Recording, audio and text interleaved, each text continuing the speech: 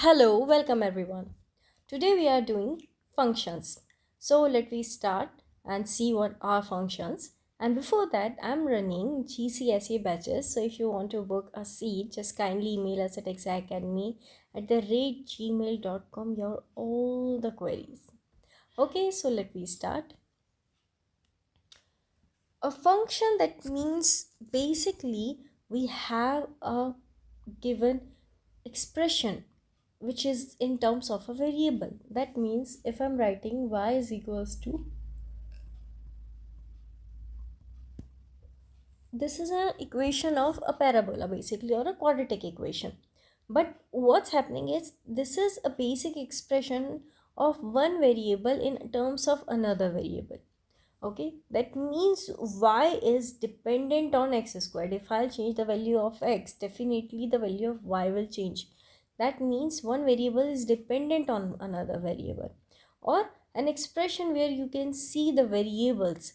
That means if you keep on changing the values, you will get a different answers every time. So that is called function.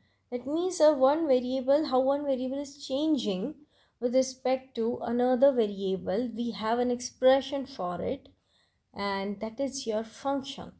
Here y is equals to x squared plus 3. That means one variable and another variables are given. What is their relationship? That is given. I can say this is independent variable, whereas I can say this is dependent variable. If one variable is dependent on another variable, that means I can say this is function of another variable. It is basically dependent. So x is independent variable,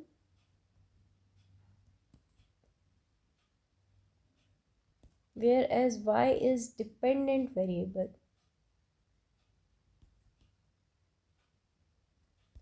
Y is dependent on x. So we can say y is a function of x. Function, that means it is depending on it, working accordingly. So whenever we are doing functions, we don't write y, instead we write f of x.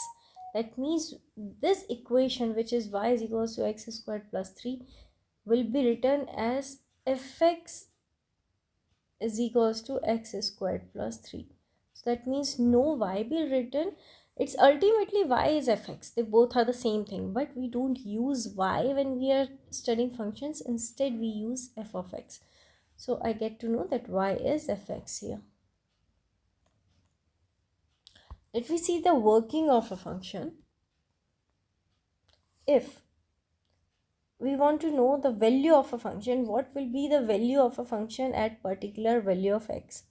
Suppose it's given as fx is equals to 2x squared minus 3. So what will be the value of f2? That means what will be the value of your y when x is 2? So what you need to do is you just need to substitute x equals 2. See, if it's like not easy for you to understand, that why I'm substituting to fx. So inside the bracket, in place of x, I wrote 2. That means x is 2. I replaced x with 2. So f2 is equals to 2 into, in place of x, I'll write 2. And this will be 8 minus 3, 5.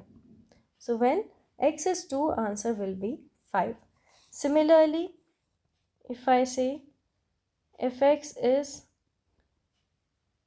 3x minus 1 over 2, find f negative 1. So what you are calculating? You want to calculate x is equals to negative 1. So what I am doing, I need to substitute x equals negative 1. So here also in place of x, I'll write f equals negative 1, x equals, and similarly 3 into negative 1 minus 1 over 2, that is minus 4 over 2, which will give you negative 2 as the answer. Here the value of x is given. That means they are asking you to substitute the value of x. But what if they will give you the value of fx and x you have to calculate? See, there's a little difference. It says fx is equals to 7x minus 3. Calculate x if fx is 4. So it's for the value of fx, right? Don't get confused. Sometimes fx equals 4, student thinks that this is the value of x given. No, first of all, in the question they themselves asking the value of x, but sometimes the question is like fx is equals to 7x minus 3, work out if fx equals 4. So this creates more confusion that we have to work out for what value. So kid or they actually substitute the value of x as 4. No, whole fx is given as 4. That means in this fx will be substituted as 4. So it's going to be 4 is equals to 7x minus 3. 7 is equals to 7x and x is equals to 1. So that's a basic difference. If fx is equals to something, that means this is actually the value of fx given. Whereas f negative 1, that means if x is there, and if negative 1 is asking, that means definitely this is the value of x, because they have replaced the x with negative 1. So this is about the simple functions. Today we are just going through the theories and the basic and the simple questions. So this is about the substitution. Now let me do one more question on it. It says fx is equals to 3x minus 9 over 2. If fa is equals to 5, find the value of a. It's simple. There's nothing new here. It's only what they did. They are asking fa. Wherever in place of x, in that small bracket here, in place of x, if you see something else, that means that's the value of x. You have to substitute that value of x. Because if they are asking f2, that means we were substituting x equals to. Similarly, fa, that means we have to substitute value of x as a. So we have to substitute x equals a, and whole fa is equals to 5. See this one. My first step should be, I need to substitute the value of x as a. Wherever I can see x, I need to write down a. So this will be 3a minus 9 over 2. Now next thing is, they already have given the value of fa as 5. That means this whole fa is given as 5. Don't get confused. If you think that it's a little bit tricky, you can just go back to this question or go back to the previous question to understand what exactly I'm doing. If you'll be able to understand previous 2-3 questions, it's very easy to understand this one. It's only they are asking fa is equals to 5. That means we have to substitute x equals a. That we did here. Now they have given the value of fa as 5. So only here in place of fa, I'll write 5. So 3a minus 9 over 2. On cross multiplying, it will go up there. It gives me 10 is equals to 3a minus 9. 9 will go on left hand side. So 10 plus 9, 19 equals 3a. And a is finally 19 over 3. This is how we can solve it. Now, the next is the composite function. Composite function is a merging of function. If you have two different functions and if you are merging them together, that is called composite function. So the next that we are doing is composite function. And how can I describe composite function? It's a merging of functions. Or you can say that in a particular function, if the input value is made up of another function, if input value of one function is made from another function,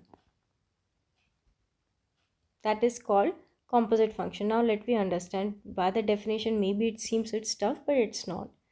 See, let me say there are two functions, fx and gx.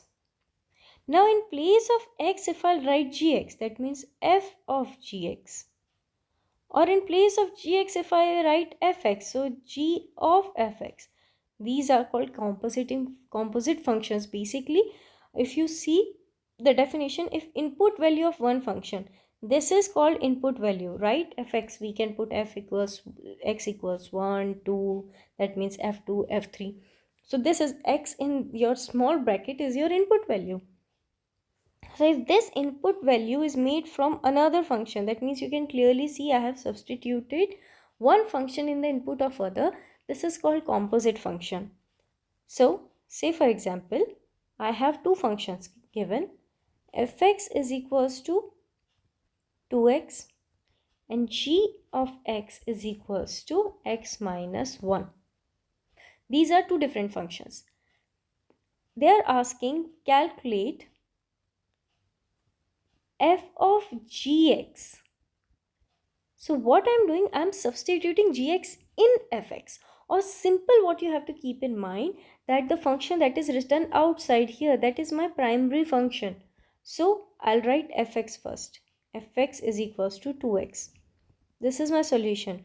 What I'm saying, the function that is written outside, that is my primary function. I'll write it there. Then I need to substitute. If I say f2 is equals to, if fx is equals to 2x, what will be f2? So I am substituting x is equals to 2. Similarly, if in place of f2, question is find f gx. So what you have to do? You are just substituting x equals gx. So wherever I can see x, I need to substitute gx. So f of gx is equals to 2 times gx. This is the composite function. I have changed the input. The input is x equals 1, x equals 2. So in place of 1, 2, 3, any particular number, it's actually a function that we are substituting in place of x. That's it. Now since I have substituted here, in place of x I wrote gx, in place of x I wrote gx. But I can't leave my answer like that. So ultimately at the end I need to substitute the value of gx as well, which is given in this question as x minus 1. So f of gx is, in place of right hand side gx, I am writing x minus 1, which is its actual value. And we can't leave our final answer in terms of a function. It should be in terms of x. So 2 times x minus 1, which is 2x minus 2. If suppose it's not clear, I'm again repeating with a different thing. That means here we calculated f of gx. What if we have to calculate g of fx? Again, I have to do same thing. The number that is written outside here should be my primary function. So I'll write gx first. So gx is equals to x minus 1. Now, input function here is, input value is fx, because in place of x, it's gx written. So I am substituting x is equals to fx. On right hand side also, in place of x, I'll write fx. And here in place of x, I'll write fx. Only in place of x we have to substitute. As I said, we can't leave our answer like that. We need to substitute the value of fx. Fx is 2x. So in place of x, I'll write 2x. So my final value of g of fx is 2x minus 1. That's the final answer. Let me do one more question. It says fx is equals to 3x squared and gx is equals to x plus 1. Find f of gx. So solution, we have to do same. I need to see what's my primary function. This is my primary function. So I'll write fx here. So fx is equals to 3x squared. This is my primary function. Then I need to change the input. So x is equals to gx. So in place of f, I'll write gx. Why I substituted x equals gx? Because that's what they are asking you to do. Is equals to, wherever x I can see, I need to replace it with gx. So 3 times gx whole squared. And as I said, we cannot leave our answer like this. So I need to substitute the value of gx, which is given as x plus 1. So in place of gx, I'll write x plus 1. So f of gx is equals to 3 times x plus 1 whole squared. Either leave your answer like that or expand x plus 1 and get the answer. Here I don't think so it's required, so we are leaving our answer like that. So that's it for today.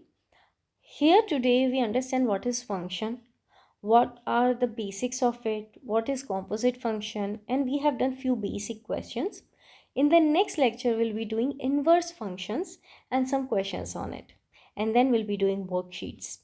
So that's it for today, and if you want to book a seat for one-on-one or batch classes for any subject from year 1 to year 13, just kindly email us at exaacademy@gmail.com. So that's it for today. Thank you and have a great day.